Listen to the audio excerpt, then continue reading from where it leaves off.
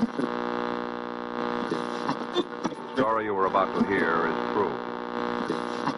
Attention, all true.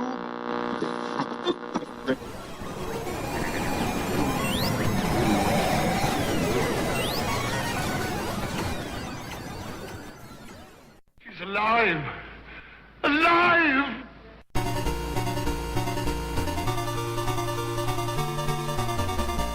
Welcome to the Retroist. I made a lot of bad bets with my friends as a kid. Things like, can you pick this lock? Can you beat this video game? One of the ones I regret most is, can you solve this Rubik's Cube?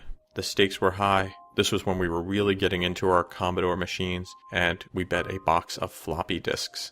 When I made this bet, I thought I could go to the library and really figure out how to solve the cube. But after spending 2 hours, maybe 3, sitting in the library, turning that cube and trying to get it right, I couldn't figure it out. I put the book down in disgust and realized I was going to lose a box of floppy disks. Then, a dark thought crossed my mind. Perhaps I wasn't going to lose a box of floppy disks. Perhaps I could solve the cube with a more unconventional way. That's right, I decided I was going to do one of two things. I was going to take my Rubik's Cube apart, or I was going to take the stickers off and reapply them. At first glance, I thought the sticker thing might be easier, but then it occurred to me that maybe they would lose their stickability and I wouldn't be able to put them back on. So I went home, got a screwdriver, and started trying to pry the Rubik's Cube apart. Now, since then, I have learned to properly take a Rubik's Cube apart. You sort of give it a quarter turn, and then you can pop the pieces off. Back then, I started to just take the cube and jab a screwdriver at the center cube, which I thought wasn't attached to the base, and soon it wouldn't be, and I pried upward, and that centerpiece popped into the air. I had busted my Rubik's Cube in an attempt to score some floppy disks. The real weird thing about this is I decided not to bring it up to my friends, and they didn't either. So the bet itself went nowhere, which was often the case with our bets. You take them seriously, then people kind of forget about them when something else would happen. But I had a constant reminder, my busted Rubik's Cube. It would be a few years before I was able to pick another one up at a garage sale, and I would work on that one, failing most of the time until I finally figured it out and now can solve the Rubik's Cube without breaking it or removing the stickers. I don't know why I'm so fascinated with the Rubik's Cube, but I always have been. Maybe it's the puzzle, maybe it's the colors, maybe it's the cartoon that I was obsessed with during its brief run. I'm not sure. But on today's show, we're going to talk about the cartoon, Rubik-the-Amazing-Cube. We'll talk about the people behind the camera, people doing the voices, the plot, the show's all-too-brief run, the theme song, and where you can find Rubik the Amazing Cube today. We have an info-packed episode ahead of us, so without further ado, let's start the show.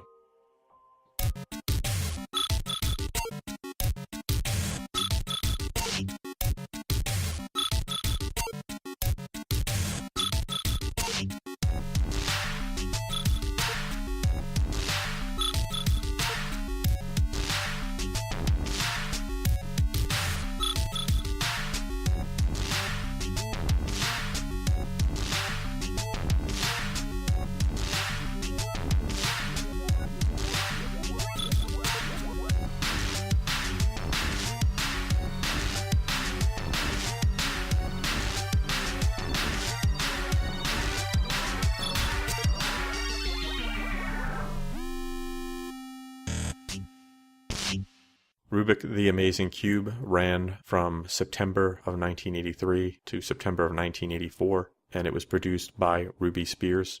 It was on TV as part of the Pac-Man Rubik the Amazing Cube Hour on ABC. Ruby Spears, the creators of the show, is a California-based production company that specializes in animation. It was founded in 1977 by Joe Ruby and Ken Spears. They had both started out as sound editors at Hanna-Barbera and would eventually start writing stories on shows like The Herculoids and Space Ghost. In the late 60s, they were tasked with developing a cartoon for Saturday morning that was mystery-based. The end result would be the iconic Scooby-Doo, Where Are You? Eventually, they would depart from Hanna-Barbera and would create the Ruby Spears Studio. A year later, it was purchased by Filmways Television, and then in 1981 it was sold to Taft Broadcasting and became a sister company to Hanna-Barbera, which brings everything back together.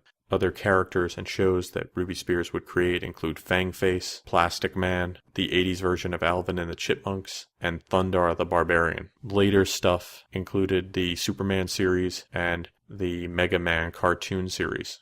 We'll return after these messages.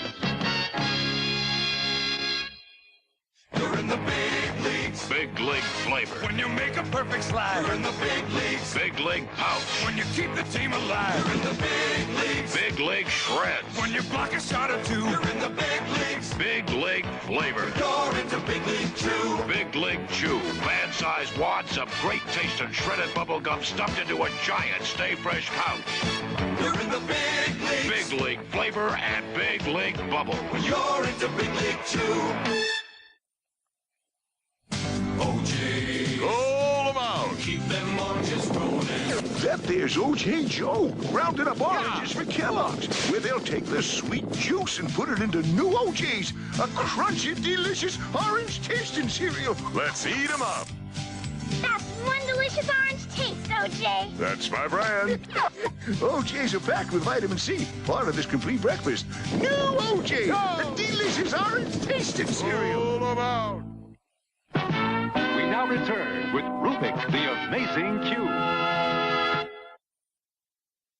In the show, Rubik, this magical cube, fell out of the stagecoach of an evil magician, and with the help of 3 siblings who could magically put this thing together at super fast speeds, they were able to harness Rubik's innate magical ability and help keep the Rubik out of the hands of the evil magician. The better episodes are when they are dealing with the magician, but there are episodes where they encounter bullies and normal sort of adventures like that.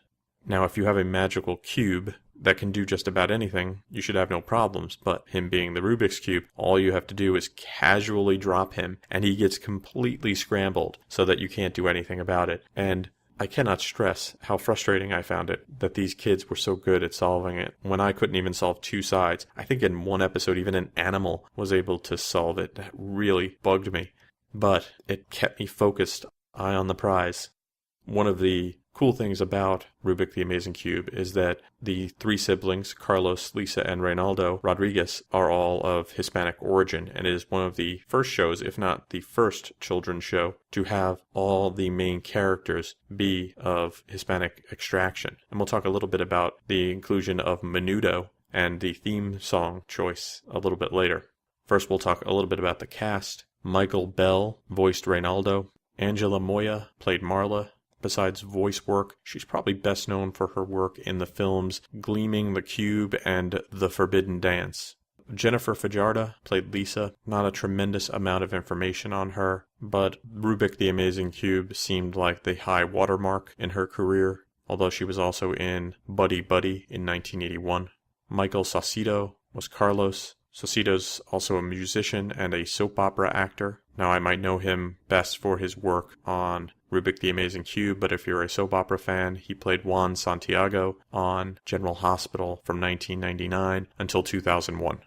The voice of Rubik was provided by Ronald Gabriel Polillo, better known as Ron Polillo, who was an American actor who passed away in 2012. He was Arnold Horshack on the sitcom Welcome Back, Kotter from 1975 to 1979. He had a very distinct voice, not what you'll hear in Rubik the Amazing Cube. To create the voice of Rubik, they took his voice and altered it some to give it that high-pitched sound. So I imagine if I had encountered Ron on the streets, I would have said to him, "Hey, do the voice of Rubik," and he probably would have put his hand over his eyes and said, "Ugh, not another one. I can't do the voice, kid." But I could do Horshack, and that would have been pretty cool, too. Ooh, Mr. Cotta.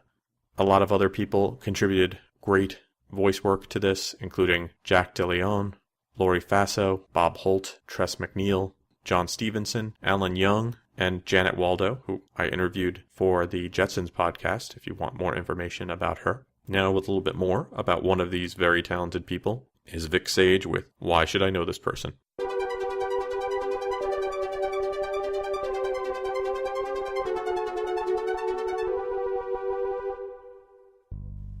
Hi friends, Vic Sage here with Why Should I Know This Person? And this time I'm going to be taking a look at legendary voice actor Michael Bell.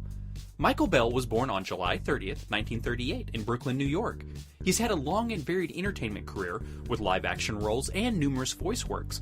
To date, his Internet Movie Database page lists 318 acting credits. From 1957 to 1972, Bell was seen in live-action roles for TV and films. Notable appearances include Gomer Pyle, USMC, The Monkees, Get Smart, Point Blank, where he co-starred with Lee Marvin, Mission Impossible, 1970's Airport, 1971's Brother John, where he co-starred with Sidney Poitier, Mary Tyler Moore, and Rod Serling's Night Gallery in the segment entitled Green Fingers. In 1972, Michael earned his first animated series voice work with the Houndcats, playing a character named Stutz. That same year, he would voice Craig Robinson on the pilot episode for the Lost in Space animated series, as well as the ABC Saturday Superstar movie presentation two-parter, Oliver and the Artful Dodger, where he provided the voice of the Artful Dodger. Starting in 1973, he would bounce between live-action and voice work jobs with roles in Speed Buggy, the new Scooby-Doo movies, Ironside, Mannix, Devlin, Barnaby Jones, the MASH TV series, the all-new Super Friends Hour, where he voiced one half of the Wonder Twins as Zan, and in 1978, he would take a walk on the dark side with Challenge of the Super Friends as the diabolical Riddler. It was in the early 80s that Bell really took off as a voice actor, normally voicing multiple characters in the same animated series, like in G.I. Joe, where he voiced Duke, Clutch, Major Blood, Blowtorch, Scrap Iron, Lift Ticket, Toll Booth, and Zaymont. In the Transformers animated series, he did the voices for Bombshell, Brainstorm, Prowl, Swoop, Scrapper, and Sideswipe.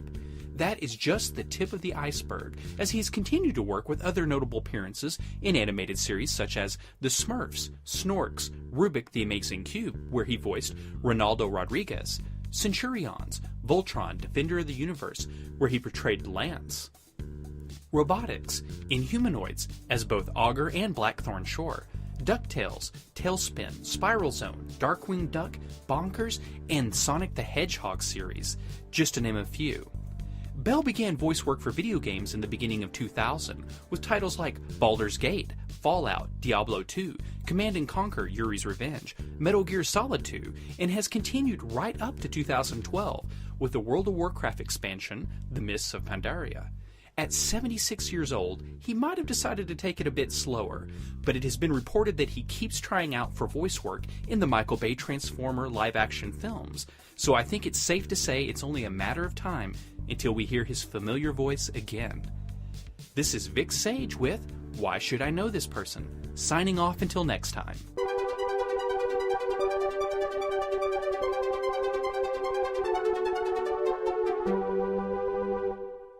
Thanks, Vic. If you've never heard the Rubik the Amazing Cube theme song, you're in for a real treat, because here it is. On a mysterious night, Rubik Cube appeared, bringing happiness. Rubik Cube has changed everything in our lives. He's colorful, magical, lovable. Rubik, he's our friend. Rubik, the amazing cube. Hello, my name is Rubik. That was performed by the band Menudo. Menudo was a boy band from Puerto Rico that was formed in the 1970s by Eduardo Diaz. They released their first album in 77, and in the 80s had some pretty decent success. They would become so popular that 2 films about Menudo would be released, and they would spawn the superstar Ricky Martin, who was a member of Menudo during his youth. I loved this theme song, but they also used to do these little videos that they would show on television, not on MTV, but on, say, ABC.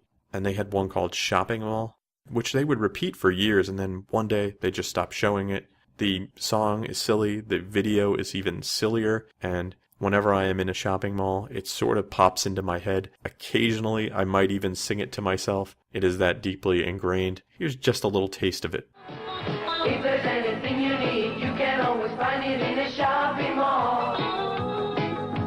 Made in China, Philippines, things from India, feathers in a shopping mall. Red or green, big and small, crazy boy or girl, you can always find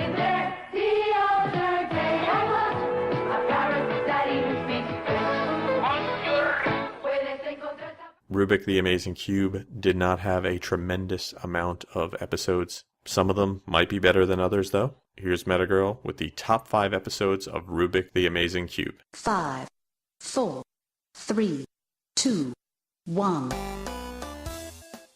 Greetings, Retro fans! This is Metagirl, bringing you the top 5 episodes of the Saturday morning cartoon, Rubik the Amazing Cube. All episodes are from Season 1, sadly, the one and only season of the series. At number 5 is Episode 7, Rubik and the Poochnappers. The family dog Sparky is exiled to the yard until the kids can show that they can take better care of him. Thinking a dog show win will convert their parents' negative impressions of the pooch, the kids enter the dog in a contest, which he wins handily with Rubik's magical assistance. Unfortunately, a couple of thugs notice Sparky's skills, nab him, and train him to commit crimes. Will Rubik and his friends get Sparky back before the big robbery? Tune in and find out. Number 4 is Episode 6, Rubik and the Mysterious Man. Feeling unappreciated around the house, Carlos runs away from home, taking Rubik along for the adventure.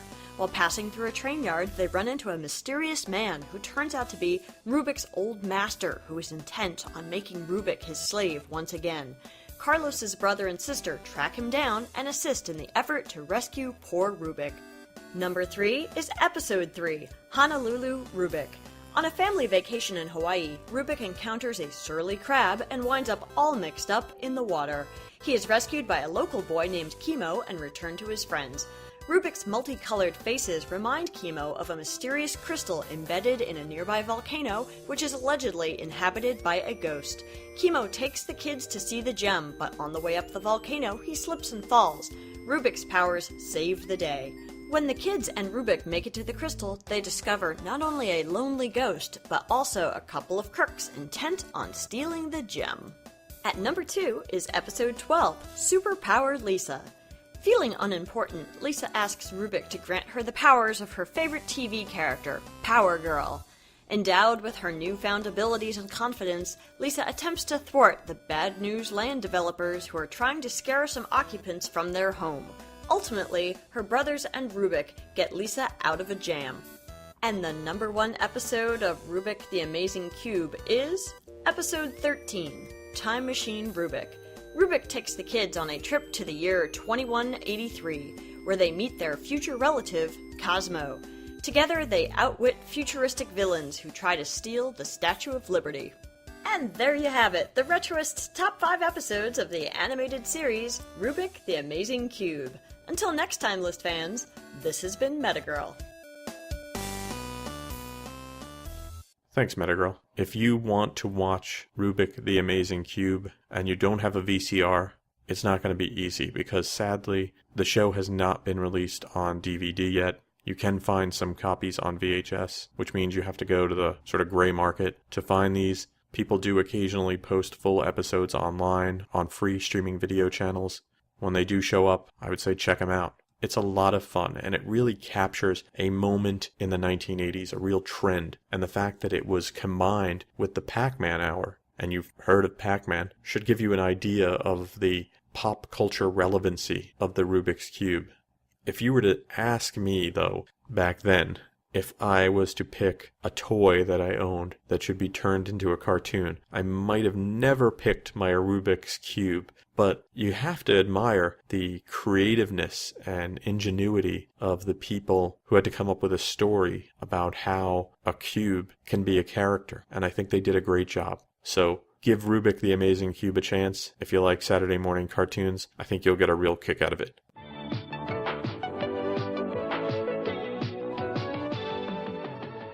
Thanks for listening to the show. For more retro fun, you can drop by the website at www.retroist.com. You can follow me on Facebook and Twitter. I'm at facebook.com/retroist.com and twitter.com/retroist. The music you hear on the show is by Peachy.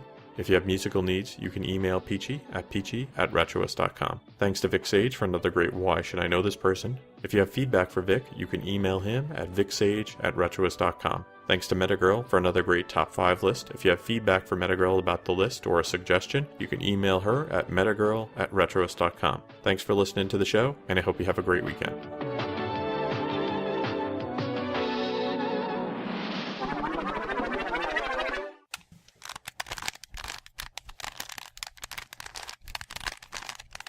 And just 4.5 minutes later, okay, closer to 5, that is how you solve the Rubik's Cube. Take that, Rodriguez kids. This has been a Retroist production. Goodbye.